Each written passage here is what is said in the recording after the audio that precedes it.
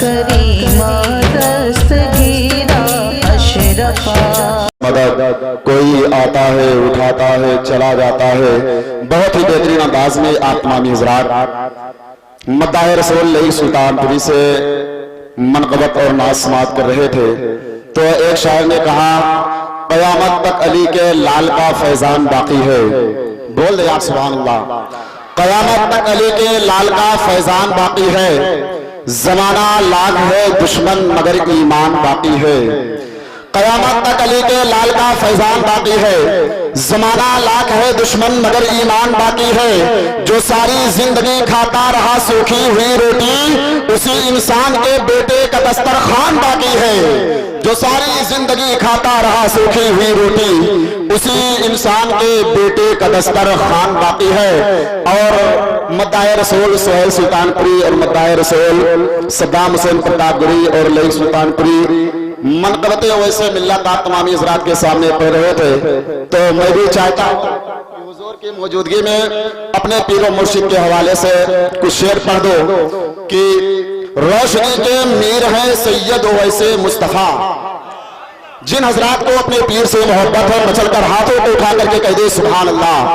روشنی کے میر ہیں سید ویسے مصطفیٰ ہم سبھی کے پیر ہیں سید ویسے مصطفیٰ. روشنی کے میر ہیں سید ویسے مصطفیٰ ہم سبھی کے پیر ہیں سید ویسے مصطفیٰ.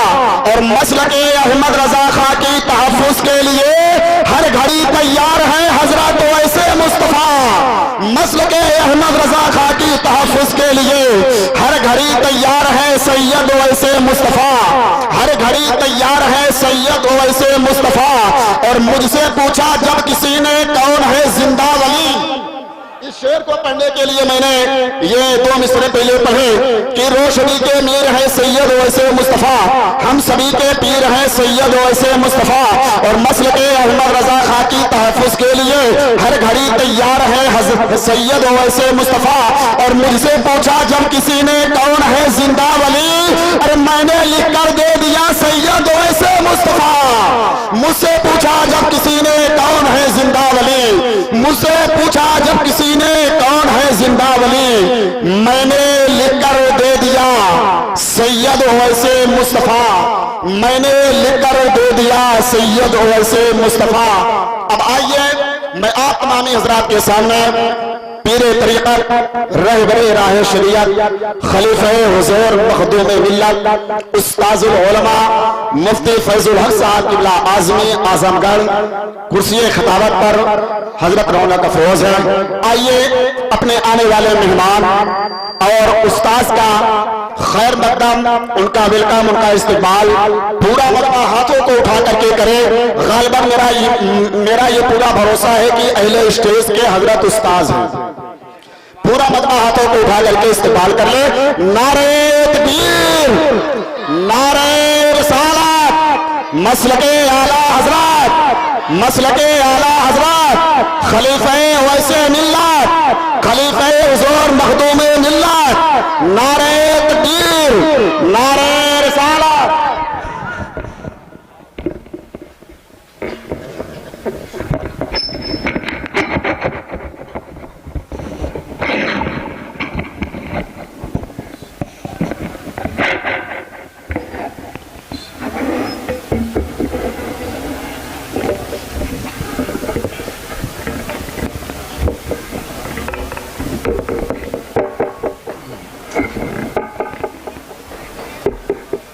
السلام علیکم ورحمۃ اللہ وبرکاتہ.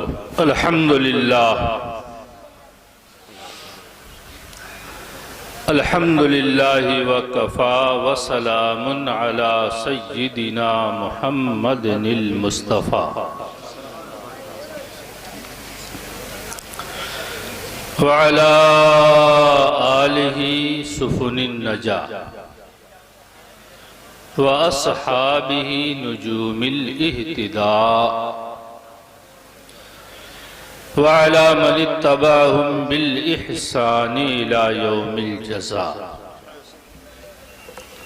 أما بعد فأعوذ بالله من الشيطان الرجيم بسم الله الرحمن الرحيم. وذکرہم بأیام اللہ۔ سبحان اللہ سبحان اللہ۔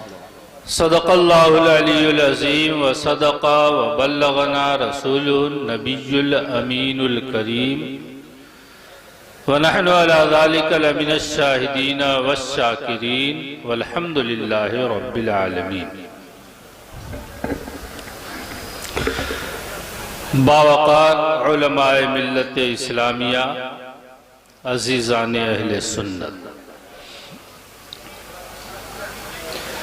انتہائی ادب و احترام کے ساتھ ہم سبھی مل کر اپنے اور ساری کائنات کے آقا و مولا حضور احمد مجتبی سیدنا محمد مصطفیٰ صلی اللہ تعالی علیہ وسلم کی بارگاہ قدس میں درود پاک کا نذرانہ پیش کریں۔ اللہم صلی علی سیدنا و مولانا محمد وعلى آل سيدنا ومولانا محمد وبارك وسلم دائما ابدا۔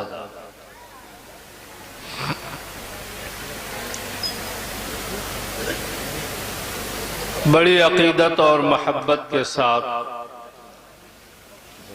آپ حضرات نعت اور منقبت سماعت فرما رہے تھے۔ شاعر اسلام صاحب نے ہمارے اور آپ تمام حضرات کے مخدوم، سبحان اللہ، مخدوم ملت حضور سید اویس مصطفیٰ صاحب قبلہ واسطی بالگرامی مد ظلہ العالی کی شان میں کچھ اشعار پڑھے اور آپ حضرات نے بڑی عقیدت اور محبت کے ساتھ سماعت فرمایا۔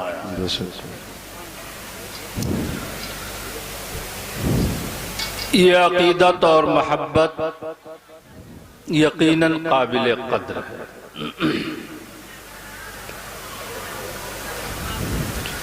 اہل بیتی کا سفینۃ نوح، سبحان اللہ سبحان اللہ۔ حدیث پاک میں ہے میرے اہل بیت ایسے ہی ہیں جیسے حضرت نوح علیہ السلام کی کشتی، سبحان اللہ۔ جو اس میں سوار ہوا وہ نجات پا گیا، اور جس نے اس سے اعراض کیا اسے ڈوبنا ہی ڈوبنا ہے۔ اس سے صاف پتہ چلتا ہے کہ اہل بیت پاک کی محبت مدار ایمان اور مدار نجات ہے۔ بے شک۔ دنیا سے جاتے جاتے سرور کائنات صلی اللہ تعالی علیہ وسلم نے جو نصیحتیں کی اس میں ایک یہ بھی ہے، انی تارکن فیکم الثقلین، میں تم میں دو بڑی بھاری چیزیں چھوڑے جا رہا ہوں، کتاب اللہ و عطرتی، ایک اللہ کی کتاب قرآن مجید ہے اور دوسرے میرے اہل بیت ہیں۔ سبحان اللہ سبحان اللہ۔ تو یہ تو ہم نے دیکھا کہ آپ نے اہل بیت کا دامن مضبوطی سے تھاما، بے شک۔ اب کتاب اللہ کو آپ کتنا مضبوطی سے تھامے ہوئے ہیں یہ آپ جانیں۔ حضور نے دو چیزیں ہم نے چھوڑی اور دونوں بھاری چیزیں چھوڑی۔ ایک تو اللہ کی کتاب ہے جو ہر ایک کے گھر میں ہے، جزدان کے اندر ہے۔ دوسرے اہل بیت ہیں جو کہیں کہیں ہیں، دل میں تو ہمارے ہیں ہی مگر اس دنیا میں کہیں کہیں ہیں۔ شاعر صاحب نے پڑھا، اس کے علاوہ بھی میں دیکھتا ہوں کہ اہل بیت سے واقعتاً محبت ہے، عقیدت ہے، اور ان کے دامن کو آپ نے بڑی مضبوطی کے ساتھ تھام رکھا ہے۔ پس سرور کائنات نے جو چیز دیا ہے وہ پورا ہم کو لینا چاہیے، آدھا ادھورا مسلمان نہ بننا چاہیے۔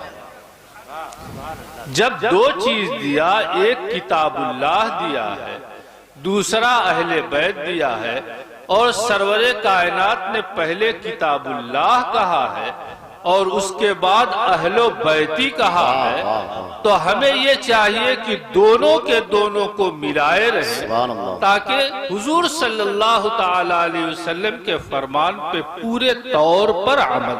سبحان اللہ، سبحان اللہ۔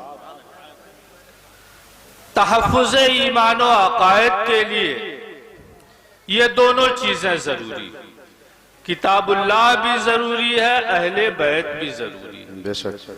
جس نے صرف اللہ کی کتاب لیا، اہل بیت کو چھوڑا، تو حضور صلی اللہ تعالی علیہ وسلم کے پورے فرمان پہ اس نے عمل نہیں کیا اور اس کے لیے نجات کا سامان نہیں ہو سکتا۔ بے شک۔ اور وہ کہ جو اہل بیت کی محبت کا تو دعویٰ کرتے ہیں، پر تواتر کے ساتھ جتنا قرآن مجید موجود ہے، جو صحابہ کرام کے زمانے سے تسلسل کے ساتھ چلا رہا ہے، جس نے وہ قرآن نہیں لیا اس میں 30-40 کا چکر چلانے لگا، وہ بھی نجات کا سامان نہیں۔ بے شک۔ نجات کا سامان یہ ہے کہ کتاب اللہ بھی ہو اور اہل بیت دونوں کے دونوں ہو۔ بات اسی میں آگے بڑھاتے ہوئے چلا جاؤں گا۔ اب کتاب اللہ کو آپ دیکھیں، ہمارے رسول صلی اللہ تعالی علیہ وسلم کے اہل بیت کون ہیں؟ آپ سیدھے سے کہہ لیجئے حسنین کریمین کی اولاد۔ بے شک۔ سیدھی سیدھی بات ہے، یعنی حضرت فاطمہ رضی اللہ تعالی عنہا کی جو نسل ہے وہی اہل بیت ہے۔ بے شک۔ حضور صلی اللہ تعالی علیہ وسلم نے حسنین کریمین کو فرمائیے دونوں میرے بیٹے ہیں، میں ان سے محبت کرتا ہوں، تو ان کی جو اولاد چلی ہے انہی کو اہل بیت کہا جاتا ہے، انہی کو سید کہا جاتا ہے، وہی سادات ہے، اور انہی سے محبت کا حضور صلی اللہ تعالی علیہ وسلم نے ہمیں درس دیا۔ صحابہ کرام نے بھی یہی طریقہ ہمیں بتایا ہے۔ قرآن مجید میں حکم ہے کہ حضور صلی اللہ تعالی علیہ وسلم کی تعظیم کرو، حضور کی توقیر کرو، حضور کی عزت کرو، حضور کا احترام کرو۔ آپ کی تعظیم و توقیر لازم ہے، بغیر آپ کی تعظیم و توقیر کے کوئی شخص مسلمان نہیں ہو سکتا۔ بے شک۔ یہ تو قرآن مجید کا فرمان ہے اور اس کا ارشاد ہے، اور حضور صلی اللہ تعالی علیہ وسلم جب دنیا سے پردہ فرما گئے تو آؤ صحابہ کرام کو دیکھیں کہ وہ ہمیں کیا بتاتے ہیں اور کیا درس دیتے ہیں۔ تو صحابہ میں جو سب سے افضل ہے، بلکہ یوں کہیے کہ انبیاء کرام کے بعد جو سب سے افضل ہے، یعنی حضرت ابو بکر صدیق رضی اللہ تعالی عنہ، وہ ارشاد فرماتے ہیں وَقِّرُوا آلَ محمد وَقِّرُوا محمد صلی اللہ تعالی علیہ وسلم فی اہل بیتی، یعنی تم اگر سرور کائنات کی تعظیم و توقیر کرنا چاہتے ہو تو اہل بیت کی تعظیم کرو، رسول کی تعظیم۔ سبحان اللہ، سبحان اللہ۔ بے شک۔ اہل بیت کی تعظیم یہ رسول اللہ صلی اللہ تعالی علیہ وسلم کی تعظیم ہے اور توقیر ہے، اور حضور صلی اللہ تعالی علیہ وسلم سے قرب کا سب سے بلند ذریعہ۔ مگر حضور نے ہمارے اندر دو چیزیں چھوڑی ہیں، ایک کتاب اللہ چھوڑی ہے، مگر کتاب اللہ کا حال یہ ہے کہ یہدی بہی کثیرا ویضل بہی کثیرا، اسی قرآن کے ذریعے بہت سے لوگ ہدایت پاتے ہیں اور اسی قرآن کے ذریعے بہت سے لوگ گمراہ بھی ہوتے ہیں۔ دونوں کی دونوں باتیں ہیں۔ یہی بات ہمیں اہل بیت میں بھی نظر آ رہی ہے کہ یہی اہل بیت ہے، بہت سے ان کی محبت میں راہ نجات پاتے ہیں اور بہت سے ان کے محبت کے دعوے دار گمراہ بھی ہوتے ہیں۔ بے شک، بے شک۔ دونوں جگہ یہی معاملہ ہمیں نظر آ رہا ہے، قرآن میں بھی یہی نظر آ رہا ہے اور اہل بیت میں بھی یہی نظر آ رہا ہے کہ یہاں بھی یہی حال ہے کہ کچھ تو اس سے گمراہ ہوتے ہیں اور کچھ ہدایت پاتے ہیں۔ اہل بیت کا بھی یہی طریقہ ہے کہ کچھ ان کی محبت میں گمراہ ہو رہے ہیں اور کچھ ان کی محبت میں نجات کا راستہ طے کر رہے ہیں اور جنت کی شاہراہ کے اوپر چل رہے ہیں۔ معلوم کیا ہوا کہ اہل کی جب دونوں کو ملائیں گے اور دونوں کو لے کر کے چلیں گے تو یہی نجات کا راستہ ہوگا اور صحیح راستہ ہوگا۔ اہل بیت قرآن مجید میں کو اللہ تبارک و تعالیٰ نے ہدایت کی کتاب بتایا ہے اور یہ راہنما ہے، مگر مجھے آپ یہ بتاؤ کیا قرآن مجید ہی تمہارے لیے کافی ہے؟ وہ لوگ جو صرف اور صرف لا الہ الا اللہ کو کافی سمجھتے ہیں اور کسی وسیلے کی کوئی ضرورت نہیں سمجھتے ہیں، کیا کلام اللہ کا کلام کیا یہ اللہ کے دربار میں وسیلہ نہیں ہے؟ یہ بھی اللہ کے دربار میں یقیناً وسیلہ ہے۔ تو قرآن مجید جو راہ ہدایت ہے اور ہدایت کی راہ ہمیں لے کر کے چل رہا ہے، مگر یہی قرآن مجید ہے اگر سرور کائنات صلی اللہ تعالیٰ علیہ وسلم کے عشق سے خالی ہو کر کے کوئی قرآن مجید کو اگر ہدایت کی کتاب بنانا چاہے گا تو وہ اس کے لیے ہدایت کی کتاب نہ ہوگی بلکہ وہ اس کے لیے گمراہی کی کتاب ہوگی۔ اگر قرآن کو سمجھنا ہے، خدا تک پہنچنا تو بڑے دور کی بات ہے، خدا تک پہنچنا تو بڑے دور کی بات ہے۔ سرور کائنات کے بغیر کوئی کلام اللہ اور کتاب اللہ تک نہیں پہنچ سکتا۔ بے شک سبحان اللہ۔ مجھے آپ بتاؤ، چاہے دنیا کا کوئی بھی مولانا لے آؤ، پورب سے لے کے پچھم تک، اتر سے لے کے دکھن تک، میرا دعویٰ ہے قرآن مجید نے ایک جگہ نہیں سینکڑوں جگہ نماز پڑھنے کے لیے کہا ہے۔ اقیم الصلاۃ، نماز قائم کرو، بار بار نماز پڑھنے کے لیے کہا ہے، مگر حدیث سے ہٹ کر کے کوئی مجھے دکھا دے کہ نماز پڑھنے کے لیے کہا ہے، قرآن مجید نے کہا ہے تو نماز پڑھی کیسے جائے گی؟ تکبیر تحریمہ کب کہی جائے گی؟ رکوع کرنے کے لیے ہے ورکعوا، سجدہ کرنے کے لیے ہے اسجدوا، سجدہ کرو تو اللہ کے لیے سجدہ کرو۔ تسبیح کا بھی بیان ہے، مگر قیام پہلے ہے کہ رکوع پہلے ہے؟ سجدہ پہلے ہے کہ رکوع پہلے ہے؟ التحیات پہلے ہے کہ قیام پہلے ہے؟ قرآن مجید سے کوئی قیامت تک یہ حل نہیں کر سکتا ہے۔ قرآن مجید اگر ہدایت ہے، نماز جس کی پوچھ پہلے ہوگی اسی کو سمجھنے کے لیے، اسی کو درست کرنے کے لیے سرور کائنات کے حدیث کی ضرورت ہے، سرور کائنات کے قدموں تک جانا پڑے گا، آپ کے روشنی سے اور ہدایت اور نور سے نور لینا پڑے گا۔ بغیر اس کے نماز جو جنت کی شاہراہ ہے تم اس کو صحیح طریقے سے ادا نہیں کر سکتے۔ بے شک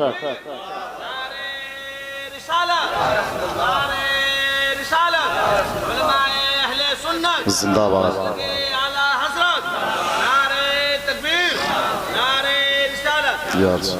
اہل بیت کرام بھی ہمارے لیے بہترین وسیلہ ہے۔ سرور کائنات صلی اللہ تعالیٰ علیہ وسلم نے ہم میں چھوڑا ہے اور ان کا حال یہ ہے کہ خود حدیث پاک میں موجود ہے، حدیث پاک میں موجود ہے کہ کہ جو جس سے محبت کرتا ہے اس کا حشر اسی کے ساتھ، بے شک جو جس سے محبت کرتا ہے اس کا حشر اسی کے ساتھ ہوگا۔ اور اس کی ایک دو نہیں بہت سی مثالیں موجود ہیں۔ شیخ سعدی رحمت اللہ تعالیٰ علیہ بڑے تجربہ کار آدمی تھے اور ہم لوگ نئی عمر کے جتنے مولانا لوگ ہیں نا، ہم لوگ ذرا پڑھ کر کے بہت بڑے ہو جاتے ہیں، پگڑی ہماری بہت بڑی ہو جاتی ہے، مگر پڑھنا اور ہے اور تجربہ اور ہے۔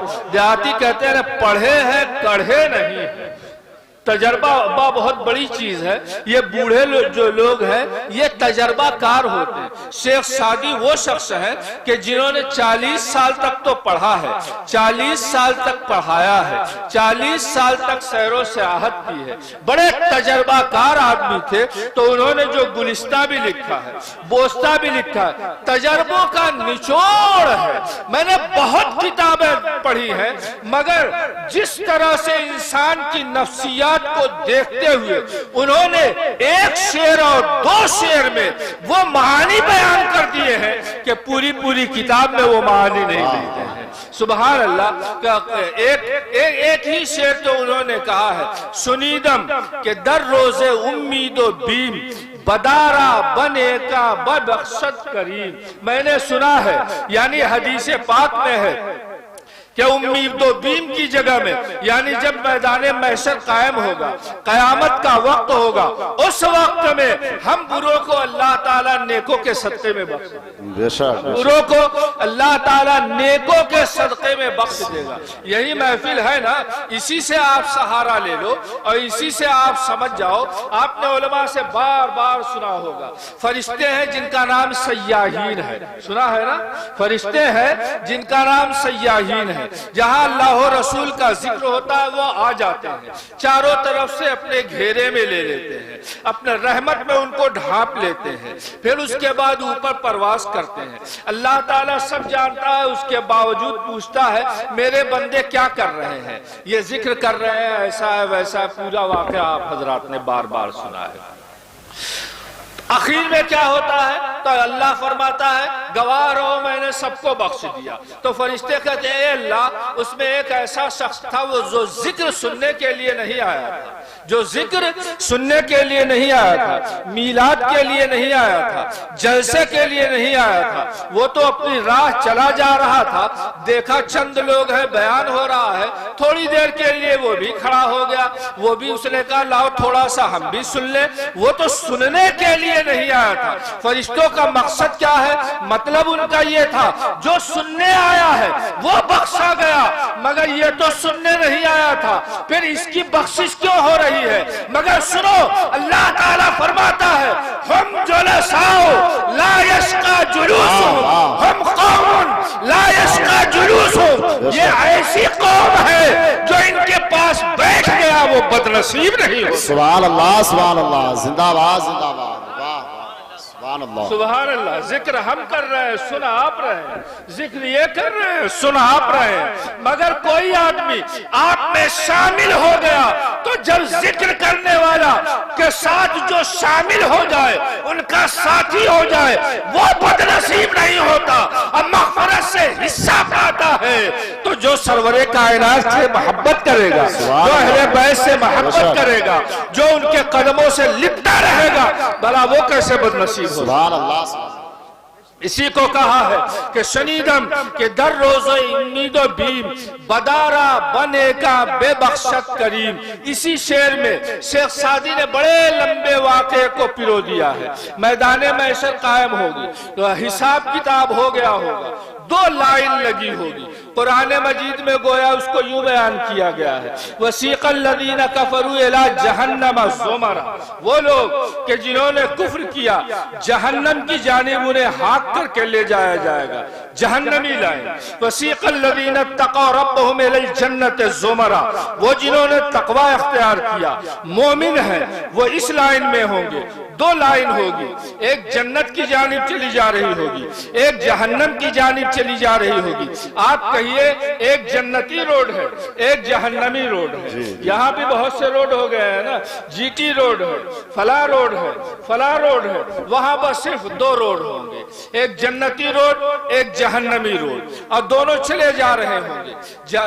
جنتی روڈ کا ایک، جہنمی روڈ کا ایک آدمی جھانک کر کے دیکھے گا جنتی روڈ کی طرف، دیکھے گا بڑی حسرت سے، کاش میں نے نیک عمل کیا ہوتا تو آج میں بھی اسی لائن میں رہتا، ہائے میں نے اپنی زندگی کو برباد کر دیا۔ دیکھتے دیکھتے اچانک ایک آدمی کو دیکھے گا، دیکھ کر کے پہچان لے گا اور یہیں سے آواز دے گا اے مولانا صاحب ذرا میری بات سنیے۔ مولانا صاحب مڑ کر کے دیکھیں گے، یہ مولانا صاحب معلوم ہے یہ مولانا صاحب کیا ہے؟ لوگ قدر نہیں جانتے، لوگ حقیقت میں قدر نہیں جانتے، علماء کی قدر۔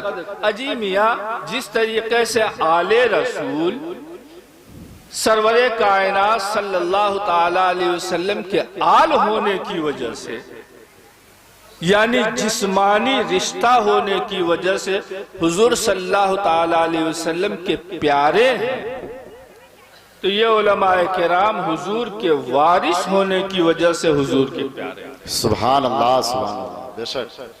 معمولی ہے ان کا درجہ۔ سن لو اب یہیں پہ ایک واقعہ سن لو۔